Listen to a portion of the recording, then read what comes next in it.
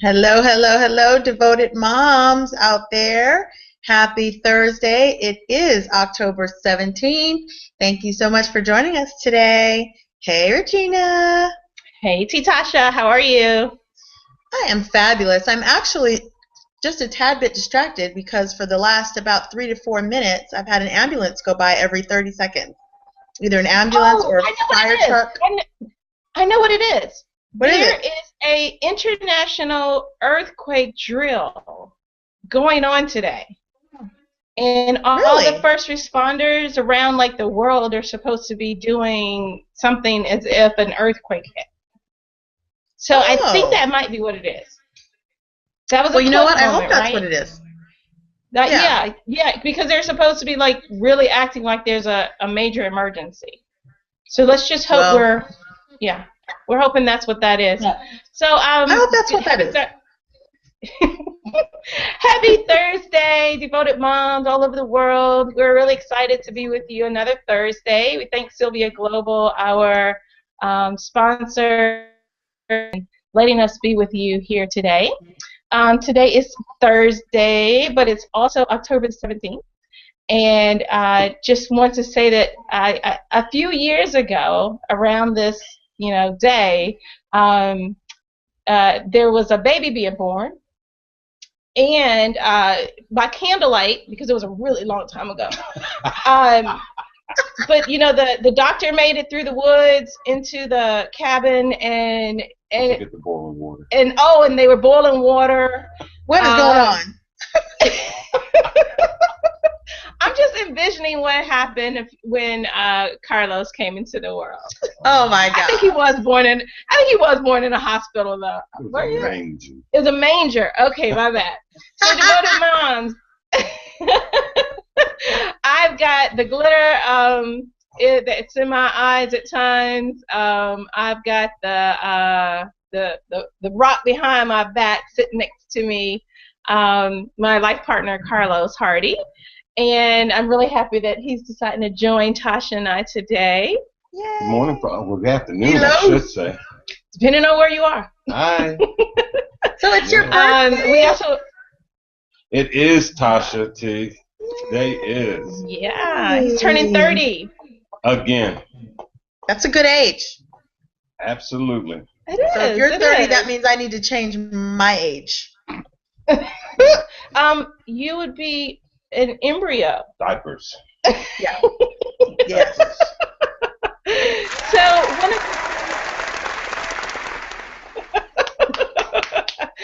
good effect, Tosh. Good effect. Thank you. One of devoted moms. One of the things that we talk about a lot is having a really good support system for when you're trying to be a devoted mom. Mm-hmm. And so, in addition to it being Carlos's birthday, I also wanted us to kind of talk about what it means, what support systems look like. Carlos has been on our Phenomenal Father segment. Yes. A while ago. It was actually when we were still doing telephone. So This is his first time doing the hangout with us, Tosh. Yeah. I had forgotten that. We're gonna have to pull Kenny back in too. Absolutely. Yeah, that'll be good. So Tasha, Carlos, what usually happens is we check in with each other and talk about what's happened since our last time on the air. And so, Tasha, what's going on in your world?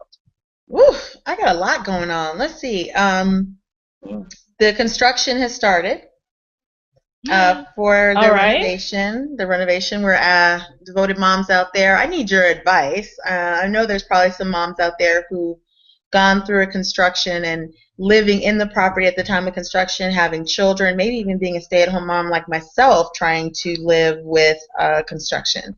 So if you have any advice you can give me, it would be much appreciated on how to get through the next, I'm going to say 12 weeks. They say 8 to 10. I'm going to say 12. So to give myself a little cushion there. But so they just kind of did a little bit of the groundwork yesterday, and then an inspector has to come today or tomorrow to make sure that part was done, and then we'll go to the next phase. So this is kind of easy and no major noise or anything as of yet. So that started this week.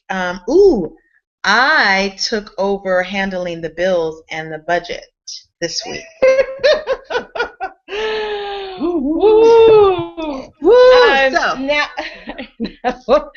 now, in Tasha's household, devoted moms, her other half is the bank man. I mean, he's the budget man. He's the numbers he's the guy who counts the pennies and the beans and all of that. So this is like huge, major.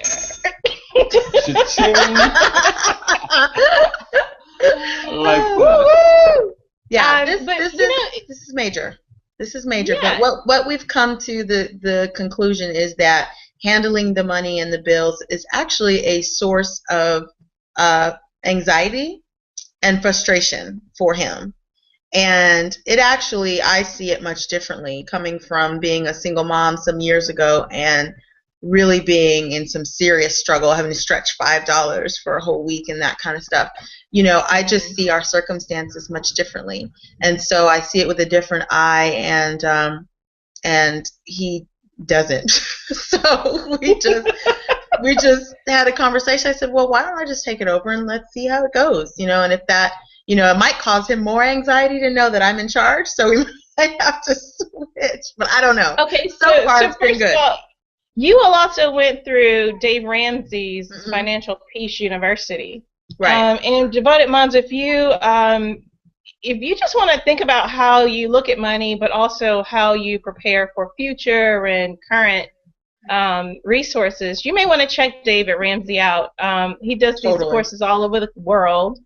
And I know that you all went through it. It was interesting because Kenny was all gung-ho on creating a budget and sticking to it, and you were actually very passive aggressive. I was anti-budget. And at that point, he had been handling the bills himself for such a long time that I kind of was like, well, I didn't want to really know. I was just like, well, you're doing your thing. I trust you. It's all good. So this definitely is a shift in me wanting to be more, just knowledgeable, and maybe even taking the reins on how we handle the bills. And we still do the budget together every month and all that. So he's still very much involved, but just more of the day-to-day and keeping everything balanced will be my job now. So far, so good. Well, it's kind of funny. It happened like yesterday, right? No, like Friday, last Friday. Okay. So you're a weekend. Yeah. But it was funny. Girlfriend, the first thing you said is you're now in charge of the bills. Yeah. I did say that. You did. I did. It was just a little note, that you're now in charge. That someone's not, in charge. So we'll see how that goes. We'll see. But you know what? One of the things that I continue to admire about you and Kenny's relationship is that you are willing to stretch, and if something's not working as well as it could be, you both seem to be on the same page to figure out how to make it better. Yeah. And so I've always admired that about your relationship, and so I think that it'll work out. It'll work out fine, especially if it reduces, the pressure that he feels. Right. Right. Because nobody wants to sit idly by as someone is struggling with something that, you just really have a different outlook on it. Yeah. So Carlos. Definitely. Yes, ma'am. Let's bring you into this conversation. Hopefully not along the lines of budget, because I am terrible with that. Can we change the subject, please? But it does. But you know what? We're going to take advantage because devoted moms. We have some testosterone on the on the air with us, and typically we have someone who's totally talking about what kind of father they are, but we really want you to join in and just kind of say, what is your thought around how couples handle money and have conversations around that? It's really interesting. I just heard something on the radio the other day. I think it was D.L. Hughley has a show now on syndication radio, and they were talking about the checklist that women go through before they'll consider marrying somebody. It's like they want your credit score. Of course, you have to be employed. Doesn't hurt if you have some money in the bank. So finances are playing a big part these days in initiating relationship, especially when you're talking about being on a path toward recovery. Folks are now asking, I want to see what's in your suitcase. Not, I'm in love with you totally. Show me the suitcase, the financial suitcase, you know? Right. I'm serious, and it just made sense now, you know? I mean, if you're talking about a lifelong commitment with somebody, and they're bringing tons and tons of financial baggage into the relationship, you're starting out from a stressful position, especially if they aren't being honest and disclosing on the front end. Yeah, I agree. And how they're handling it. And how they're handling it. Sometimes you have unforeseen situations that happen before, you even met this person. But how are you showing them that you can handle it and you're aware of it and you're making it better versus, oh, I don't even know what my score is, or I don't know how much I owe. I have no idea how much I have in the bank. That kind of stuff. Those are red flags more so than, okay, this is my situation. I went through a divorce. I, blah, blah, blah, blah, blah. But this is my plan to, make my financial situation better. And that's really, I think, what people are looking for. Being aware of what it is and what are you doing about it. I don't know. I totally missed that class. Well, heaven forbid that somebody is you're a target to somebody because of your credit rating. I mean, your credit rating is through the roof. You've got an excellent job, and that's what's attractive. What makes you attracted to them? That's like my daddy. I don't know anybody. Well, I think the other part about it too is I think that if you're looking for a partner, it also depends on where you are in life. Because I think that sometimes we want folks to have stuff that we're lacking. And, if you come to the table with debt, I mean, and, just short of being 30 or so, you probably have accumulated some debt. But I think how you manage it, how where you seeing yourself in the future, how do you do when you don't have anything? When it does get rough. To me, those are just as important. The one who's touting an incredible, credit score, they've got the big house, they've got the great job. Because, when it's all said and done, that stuff doesn't mean anything because it can be lost so quickly. And we've seen that happen. Where, I know folks who are making six figures, almost $500,000, and that's not, the company restructured, and their lives are completely different now. Well, what did they have to do to reach that salary level? What did they have to sacrifice? Sacrifice. Emotional or relationship-wise or some otherwise, and so it's a case of maybe overcompensating. I can provide you with the baby mansion, the Mercedes, the clothes, but don't ask me to be emotionally available to you, present, or or don't question me because I have some other habits, whether it's substance related or something else, gambling or whatever. So that's a good point. And you just don't know until you go into it. Really. I guess relationships should start maybe including resumes. Resume. God forbid. I mean, I'm a romantic. I'm like, did you see you how are, they looked honey. at me when they walked in the room? Oh, we smell so good. I mean, literally. Devoted Mom, she smells really good right now. I think I'm more value driven. I'm like, does he believe in God? Does he believe in parenting and being responsible in his community? I mean, I want to see your voter registration card more than I, and not just a registration card, but I actually would like to see the slip where you actually did vote. Where's the sticker? So, where's your sticker? For me, where's your sticker? Where's your I voted sticker? Where is it? Right. Somebody threw theirs on the ground and I picked it up and put it on. Well, at least you made the attempt to, if you're gonna perpetrate well. That. So so like I want to know, like, what's your relationship with your mother? What's your relationship with do you have friends? Do you have a circle of friends, and what are those friends like? Because I think that says a lot about a person and their priorities for me. Again, I didn't grow up with a whole lot of money, but I didn't grow up with a little bit of money either. I think my parents made it happen. And so, yes, I had some hand-me-down clothes, but I also had new clothes. Our lights weren't off. We didn't move. I mean, my parents are in the same house that my grandmother grew up in. Yeah. So we're in a 3-generational house. Right. And my parents are still there. So, money was important. I think savings was a really big thing with my family. If I think about how my family looks at money, it is having a little bit of a cushion. And that plays into how I look at money. If I have a little bit of a cushion, or now I think it's more based on faith, knowing that cushion is there. I just may not know. I don't know where it is. It might be on my arm, under my arm, or behind my back, but there's a cushion that that you kind of have to balance out.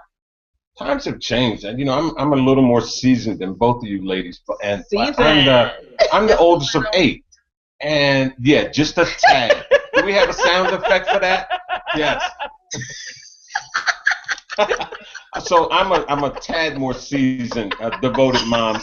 But look, the bottom line is I was the oldest of 8. My mom was a stay-at-home mom until here sound effect comes in all not until probably the early 70s. All right, and my dad was in the military, and so we made do on my dad's salary. Right. And my mom didn't go to financial institute, anything, but she knew how to stretch a buck. Of course, things were a lot less expensive than they are today. And, I think the kids' concept of what they needed to be fulfilled has changed a lot. Totally. We didn't have the $150 sneakers. We didn't have all the electronics. We didn't have to have cable. Right, I mean, most of our entertainment was you go outside in the morning and you come back in when the street lights come in. But I remember the things you could do with eggs. I remember the things you could do with peanut butter. And, I remember rice cereal, and I remember oatmeal. And, so those kind of things. I think today it's a lot different. There are a lot more things that are pulling on you that want your money. You can just look at what they're advertising on TV. And I think we're literally being bombarded. And so to be a manager of the household finances, you really need to be disciplined. And you both need to be on the same page and moving towards the same goal. Right. Now you have to build in some fun time, because you can't be all strict 100% of the time. That's what I liked about Ramsey's course, is that he really talked about mad money and the need that, when you start to feel like you're being denied something, then that only works so long. Right. And no one likes it. I've heard it actually, instead of using the term budget, I've heard it used as a spending plan. And so there's this thought that there's going to be spending, there's also going to be savings, but it is how you allocate the different sources. So can I ask a question? Tasha, I know that Regina involves her children in the finances of the family. So that when she tells them we can't do this today because we don't. So do you and Kenny, is this a family thing, or is it just the parents right now? I know your daughter's a cheerleader. I know KJ is coming up and getting a little older, and that little angel that you got. I love the pics from the laundromat the other day. I know. Precious. Thank you. But at least you're teaching her about money, because I understand she likes to put the quarters in the machine. Quarters in. She knows it costs money to wash clothes. How many quarters, baby, does it take? Right. So do you involve your kids in this? We do. We might not have an extravagant Christmas. Something along that line? We do. Yeah, we definitely include them in some things and let them know how much things cost. We definitely have them involved in things that they want. So if you want this video game, it's based on this is how much it is. It's first based on your grades and your behavior at school, and those have to be up to par to even think about getting the video game. And then the other thing is we make a deal too. You can save half or 30%, whatever percentage we feel that they need to save for that particular item before they can get it. So it's not just, $70 game. Let's just go out and get it for you. And sometimes, they'll say, oh, is it because it's, too much and you don't have it? No, that's not always it. It's not always about just because, we might have it. That don't mean you're going to get it, Yeah. And then we also, instead of an allowance, we don't call it an allowance. We call it a commission because I get paid on commission and so does Kenny. And so we make that connection that if we don't do our job, we don't get paid. And that's the same for you guys. And so they have chores that they check off every week on the refrigerator. And if they're not done, or if they've only done some of them, then they just get paid for what they did. And sometimes they don't get paid anything, depending on the week. So that's definitely how we include them in being a part of, financially taking care of themselves. Well, you know what? I have a 6-year-old, and we've started to have conversations about gratitude and being grateful. You know that I was gainfully employed for all my life and made it the decision in February to leave my last job and to actually start my own company. And so my income level just took a major nosedive, and I stepped out on faith. And it wasn't, that I had a prayer and God said, this is what you're going to do. My life partner was my biggest support and encourager, because at my age, I felt like I wanted to do something that I would feel totally fulfilled in. But my son is like, he wishes he had something that somebody else had, where we might have eaten out 3 or 4 days a week at nice restaurants. Now maybe it's a couple of days. And so I have to, and he wants a bigger house. I have to share to him that, we're blessed that we can drive up in our old car and get out and walk to the door and stick a key in, and our lights are going to be on. So it's sort of, and I think I'm preparing him for when he has to do this. But I talk a lot about gratitude, just being grateful. Yeah, that's awesome. It is kind of hard to. I heard I don't know if it was a Joyce Myers or something, but where it was said that you can't express gratitude if you're complaining. Yeah, and they it's kind of like it's kind of like fear and faith that I've often talked about. I think one of the things that's important too is my parents never really told us if they were struggling. So for a while, my struggling felt like a failure. Okay. And then I later learned and started noticing, we ate at grandmother's house almost twice a week, which stretched our budget, stretched our food budget. Right. And I know that we had times where it was strapped because my dad wasn't working, or he was working for my grandfather at his shop because he was in between. But we never felt an impending doom. Right. And so I think that it's important that children understand that yes, you're going to have to make some decisions about what your priorities are. The girls now, every Wednesday, their school store is full of crap. I mean, it's just full of junk. It drives me crazy. I throw half of it away, and the other half I end up throwing away. So it all gets thrown away eventually. But they come home with like erasers that are shaped like a $1 bill. Right. Okay, so you want this, but then we roll over to Five and Below, and you want this Halloween outfit, and the Halloween outfit would look great with these press-on nails. Right. Well, either you want that eraser from the dollar store, from the school store, which I'm all for supporting the school and raising money, but you got to make some decisions because we can't do it all. Right. And it's funny because they will now say, when they talk about something, they'll say, is this the either or? That's a good question.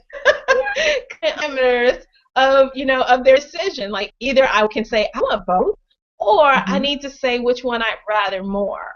That's good. And to me, like keeping that dialogue going, like I don't like to hear them say, well, Mommy, I know you don't have any money, but I probably don't have something for us to go to McDonald's, but we've got lots of blessings. We live in a very comfortable environment, and we are able to do lots of things. And they even will start to say, when I'm feeling all anxious about it, the things that make them happy really don't cost anything. No. I mean, that's our own stuff, I think, as parents. That Definitely. we, think they've got to have this stuff. And it's funny because our letting them help you make the choices, I come out better. Mm-hmm. They'd rather go to the Dollar Tree than the Target because they can get 5 items from the Dollar Tree. Yeah. Versus maybe one thing from Target. Exactly. So still junk. But we are starting to be more conscious. Now, the holidays are coming. Oh my gosh. I was in Home Depot yesterday with a friend of mine, and the Christmas trees are up. Oh yeah, they've been up. And for those who are around the world, Christmas trees started coming up, I think, in September for some of the merchants. You know what? It's just not fair the way they do this stuff. So they just had a story on TV. I think it's like Macy's, who traditionally has always closed on Thanksgiving. They're going to open like 6 o'clock in the afternoon, and they're going to stay open for 24 straight hours. No. Okay, what I like about that is they have to have employees, and someone's going to be able to make some money. Yeah, but somebody's not going to be able to. Somebody's not going to want to be there. Family. There is somebody that's not going to want to be there, and they're going to have to be there. And it's not like they're going to pay the employees a commission on the fact that they're going to make a boatload of money. They're still going to get their 8, 9. Right. Yep. Hour. Yeah, that's supporting. So they're going right through the Black Friday. Yeah, they're just totally going straight through. I think they're gonna call it like Orange Wednesday or something. Oh, yeah. We're gonna start let's start on Monday. Right. I mean, where does it stop? But again, it is up to us. I think we have to stop it. Yeah, I think we have to stop it, and I think that with the holidays coming, starting to. I think we need to recognize what it is also. It's some corporation that's trying to figure out how to increase their bottom line. And their mission in life is to get you to give up your hard-earned money. Mm-hmm. There are a lot of cases for stuff you really don't need, or you don't need at that moment. Right. You can do some delayed gratification stuff. Mm-hmm. Right. Or if you're really patient, wait till after the holidays when it goes on sale. I know. Well, and you know what, Devoted Moms, one of the ways of starting to think now, like I was in Sam's today, and I have a friend who loves chocolate. You know what Sam's is? I was in a store, one of those stores that are like wholesale stores. Mm-hmm. And so I actually saw this really cool hot chocolate mug that had like marshmallows and different types of hot chocolate, and even had like sprinkles, had cinnamon in there, which I thought was pretty cool. But I looked at it and I said, I could do that. I could go and find a mug from maybe the Dollar Tree, and I could buy, some packs of hot chocolate, and I could make this thing. Mm-hmm. And so it's made me start to think about doing that earlier, where usually I'm doing that like the night before. I grew up going on Christmas Eve to buy it. So I really do see changing it, and some of it is because it doesn't make sense in an economic fashion. We could pass that on, make your own on to our kids with the Halloween costumes. Oh, the Halloween costumes are killer. I know. I agree. To a store and buying a Halloween costume for less than $35. Right. Yep. Right. Yeah. Yep.